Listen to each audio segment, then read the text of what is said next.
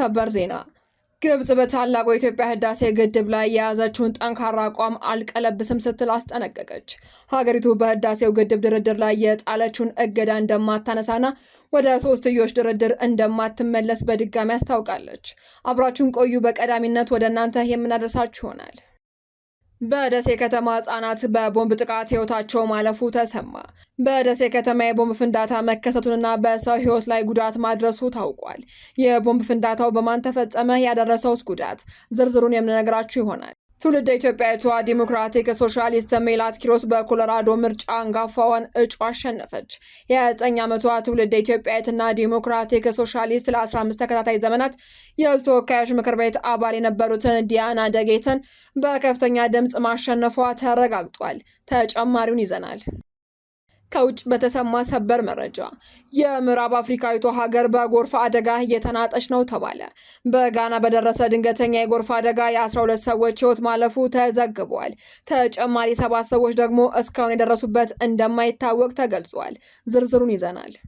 በዚህ ሰዓት የዓለም ዋንጫ ድል አከባበር የ3 ሰዎችን ህይወት ቀጠፈ የሚል ልብ ሰባሪ ዜና ተሰምቷል።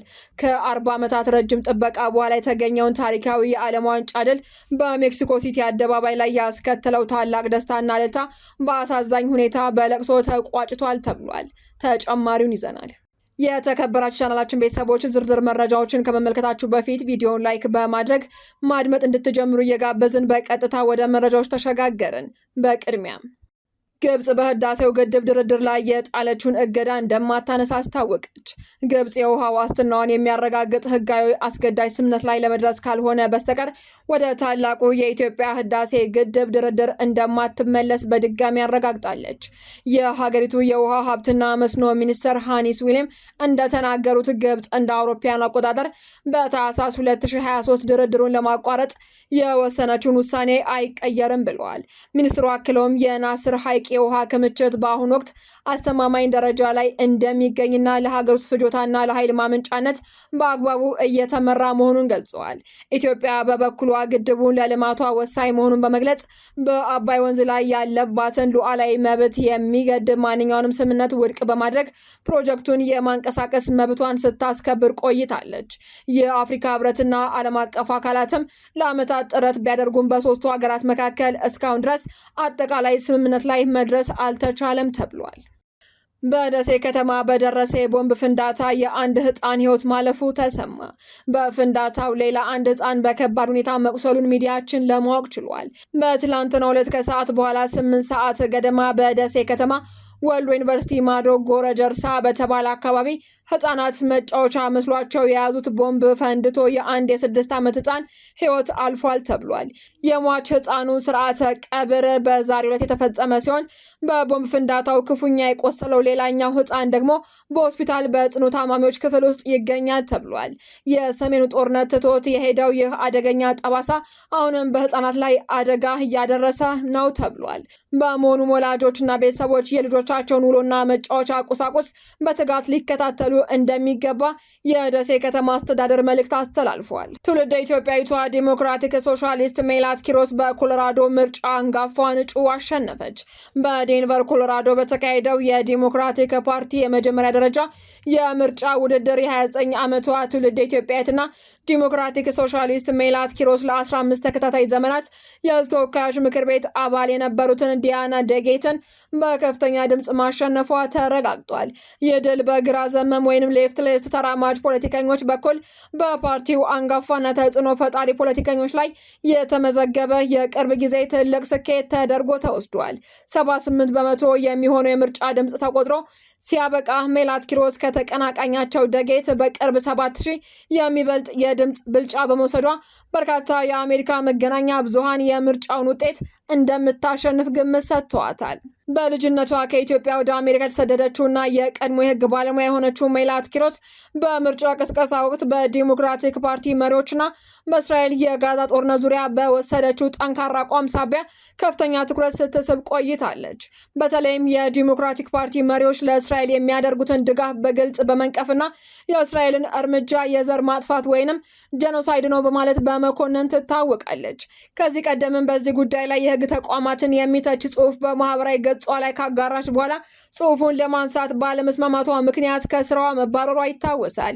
ይህ የምርጫ ዲስትሪክት በከፍተኛ ደረጃ የዲሞክራቲክ ፓርቲ ደጋፊዎች የሚበዙበት በመሆኑ ሜላት በመጪው የኖቬምበር ጠቅላላ ምርጫ በቀላሉ እንደምታሸንፍና የዴንቨር ተወካይ ሆና ወደ ምክር ቤት እንደምትገባ ቅድመ ግምት ተሰጥቷታል። ከውጭ በተሰማ ሰበር መረጃ በጋና በደረሰ ድንገተኛ የጎርፍ አደጋ የ12 ሰዎች ህይወት ማለፉ ተዘገበ። ተጨማሪ 7 ሰዎች ደግሞ እስካሁን የደረሱበት እንደማይታወቅ ተገልጿል። በትላንትናው ዕለት በጋና መዲና ግሬተር አክራና በተለያዩ የሀገሪቱ አካባቢዎች በጣለው ከባድ የክረምት ዝናብ ምክንያት በተከሰተ አስከፊ የጎርፍ አደጋ ቢያንስ 12 ሰዎች መሞታቸው በይፋ ተረጋግጧል። የሀገሪቱ የውስጥ ጉዳይ ሚኒስተር ሙታካ ሙሐመድ ሙባረክ ዛሬ ለፓርላማ በሰጡት መግለጫ ከአደጋው በኋላ አሁንም ድረስ የ7 ሰዎች ህይወት የት እንደደረሰ አለመታወቁንና የነፍስ አድን ቡድኖች ፍለጋቸውን አጠናክረው መቀጠላቸውን አስታውቀዋል። ይህ በቅርብ ዓመታት ውስጥ በአክራ ከተማ ከተመዘገቡ እጅግ ከባድ የዝናብ አደጋዎች አንዱ ሲሆን በአጠቃላይ 7761 የአካባቢው አባወራዎችንና 3882 ሰዎችን በቀጥታ ለከፍተኛ መፈናቀል ችግር ዳርጓል ብለዋል። ጎርፉ በመኖሪያ ቤቶች፣ በንግድ ተቋማትና በዋና ዋና መንገዶች ላይ ከፍተኛ ውድመት ያደረሰ ሲሆን በትራንስፖርትና በትምህርት እንቅስቃሴዎች ላይም ሙሉ መስተጓጎል ፈጥሯል ነው የተባለው። በመሆኑ መንግስት ለአደጋው ተጎጂዎች አስቸኳይ ሰብአዊ እርዳታ እያቀረበ መሆኑን የገለጸ ሲሆን ነዋሪዎች ከተጨማሪ አደጋዎች ራሳቸውን እንዲጠብቁም በጥብቅ አሳስቧል። በመጨረሻም የዓለም ዋንጫ ድል አከባበር የ3 ሰዎችን ህይወት ቀጠፈ። ከ40 ዓመታት ረጅም ጥበቃ በኋላ የተገኘውን ታሪካዊ የዓለም ዋንጫ ድል በሜክሲኮ ሲቲ አደባባዮች ላይ ያስከተለው ታላቅ ደስታና እልልታ በአሳዛኝ ሁኔታ በለቅሶ መቋጨቱ ተሰምቷል። ሀገሪቱ ኤኳዶርን 2-0 በሆነ አስደናቂ ውጤት አሸንፋ ከ1986 ወዲህ ለመጀመሪያ ጊዜ ወደ ቀጣዩ የዓለም ዋንጫ የማጣሪያ ደረጃ ማለፏን ተከትሎ ከ1 ሚሊዮን በላይ የሚሆኑ ዜጎች በደስታ ማዕበል ወደ ከተማዋ እምብርት ፈሰው ነበር። ይሁን እንጂ በታሪካዊ የነጻነት መልአክ ሐውልት ዙሪያ የተሰበሰበው ያ እጅግ የበዛ የሰዎች ብዛት በመጨረሻም ወደ አስከፊ መተፋፈንና ትንፋሽ እጥረት አምርቷል ተብሏል።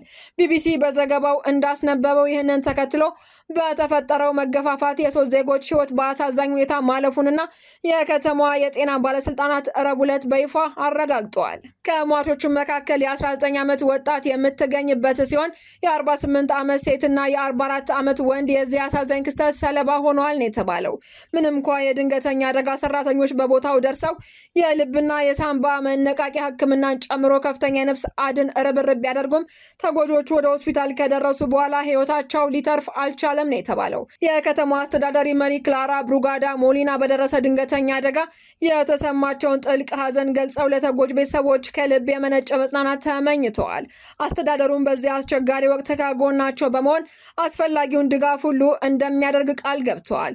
የዓለም ዋንጫው ታሪክ ድል መላውን ሜክሲኮን በደስታ ቢያስፈነጥዝም በዋና ከተማ የተከሰተው ይህ ሐዘን ግን የዘንድሮን አከባበር ጥቁር ጥላ ጥሎበት አልፏል ተብሏል። መረጃዎቻችን አበቃን። በሰላም ቆዩን።